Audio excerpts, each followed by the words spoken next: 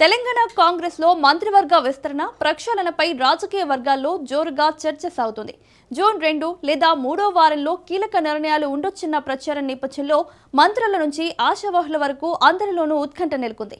కొందరి పనితీరుపై high command secret feedback సేకరించిందన్న వార్తలు, మరోవైపు సామాజిక సమీకరణాలు, ప్రాంతీయ సమతూకం, పార్టీకి సేవలు చేసిన నేతల డిమాండ్లు ఇవన్నీ కలిపి తెలంగాణ రాజకీయాలను మరింత ఆసక్తికరంగా మార్చాయి.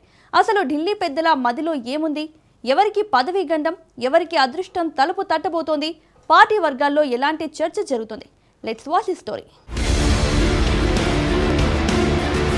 తెలంగాణ కాంగ్రెస్ లో మంత్రివర్గ విస్తరణపై ఊహాగానాలు రోజురోజుకు వేడెక్కుతున్నాయి. కొందరు మంత్రుల పనితీరుపై అధిష్టానం ప్రత్యేకంగా దృష్టి సారించిందన్న ప్రచారం మధ్య మంత్రివర్గంలో భారీ మార్పులు చోటు చేసుకుంటాయా అనే ఆసక్తి నెలకొంది. అయితే ఈసారి కేవలం ఖాళీల భర్తీ కాకుండా మంత్రివర్గ ప్రక్షాళన కూడా ఉండొచ్చన్న ప్రచారం రాజకీయ వర్గాల్లో వినిపిస్తోంది. మరోవైపు మంత్రివర్గ విస్తరణపై ఆశలు పెట్టుకున్న నేతలు తమ ప్రయత్నాలను ముమ్మరం చేశారు. ఇక ఈసారి మంత్రివర్గ కూర్పులో సామాజిక సమీకరణాలు కీలకంగా మారే అవకాశాలు కనిపిస్తున్నాయి. తెలంగాణ కేబినెట్లో ప్రస్తుతం 2 మంత్రి పదవులు ఖాళీగా ఉన్నాయి. అయితే కేవలం ఆ 2 స్థానాల భర్తీతో వ్యవహారం ముగిసేలా కనిపించడం లేదన్న చర్చ రాజకీయ వర్గాల్లో వినిపిస్తోంది. కొందరు మంత్రుల పనితీరుపై పార్టీ అధిష్టానం అసంతృప్తిగా ఉందని, ప్రజల్లో ఇమేజీ, ప్రభుత్వ కార్యక్రమాల అమలు, సమన్వయం వంటి అంశాలపై ప్రత్యేక నివేదికలు తెప్పించుకుందన్న ప్రచారం జరుగుతోంది. ఒకవేళ అదే ప్రాతిపదికగా నిర్ణయాలు తీసుకుంటే కొందరికి శాఖల మార్పు, మరికొందరికి పూర్తిగా మంత్రివర్గం నుంచి తప్పించే పరిస్థితులు రావచ్చన్న అంచనాలు వ్యక్తమవుతున్నాయి. మంత్రివర్గ విస్తరణపై ప్రచారం ఊపందుకోవడంతో ఆశావహులు తమ ప్రయత్నాలను మరింత ముమ్మరం చేశారు. పార్టీ సీనియర్లు, సామాజిక వర్గాల ప్రతినిధులు, ప్రాంతీయ నాయకులు ఢిల్లీ స్థాయిలో సంప్రదింపులు జరుపుతోన్నట్లు తెలుస్తోంది.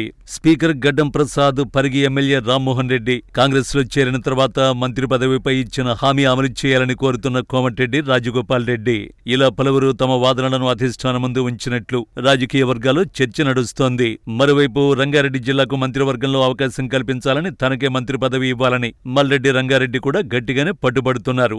ఏకంగా ముఖ్యమంత్రి పాల్గొన్న కార్యక్రమంలో కూడా మల్రెడ్డి రంగారెడ్డికి మంత్రి పదవి ఇవ్వాలని ఆయన అభిమానులు ప్లకార్డుల ప్రదర్శన కూడా చేశారు.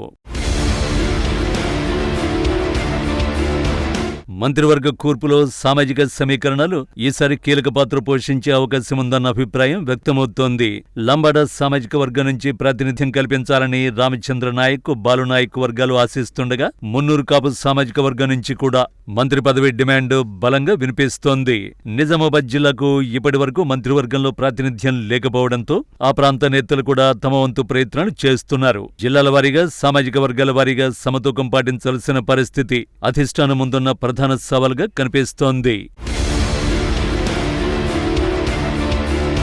కేరళ, కర్ణాటక రాజకీయ పరిణామాల తర్వాత తెలంగాణ కాంగ్రెస్ పై ఏఐసీసీ ప్రత్యేక దృష్టి సారించినట్లు పార్టీ వర్గాల్లో ప్రచారం జరుగుతోంది. భవిష్యత్తు రాజకీయ అవసరాలు, స్థానిక సంస్థల ఎన్నికలు, పార్టీ బలోపేతం, ప్రభుత్వంపై ప్రజాభిప్రాయం వంటి అనేక అంశాలను పరిగణనలోకి తీసుకుని నిర్ణయాలు ఉండే అవకాశం ఉందని అంటున్నారు. సీక్రెట్ సర్వేలు, గ్రౌండ్ రిపోర్టులు, ప్రజాస్పందన, పార్టీ అంతర్గత సమీకరణాల ఆధారంగానే తుది నిర్ణయం తీసుకునే అవకాశాలు కనిపిస్తున్నాయి. అందుకే మంత్రివర్గ విస్తరణ కంటే ప్రక్షాళనపైనే ఇప్పుడు ఎక్కువ చర్చ సాగుతోంది. మొత్తానికి తెలంగాణ కాంగ్రెస్ లో 2 మంత్రి పదవుల భర్తీ కంటే మంత్రివర్గ ప్రక్షాళన జరుగుతుందా లేదా అన్నదే ఇప్పుడు హాట్ టాపిక్ గా మారింది. తెలంగాణ కాంగ్రెస్ లో మంత్రివర్గ మార్పులపై జరుగుతున్న ప్రచారం రాజకీయ వేడిని మరింత పెంచుతోంది. ఖాళీ స్థానాల భర్తీతో పాటు ప్రక్షాళన ఉంటుందా? ఉంటే ఎవరు కొనసాగుతారు? ఎవరికి కొత్త బాధ్యతలు దక్కుతాయి? ఎవరికి షాక్ తగులుతుంది?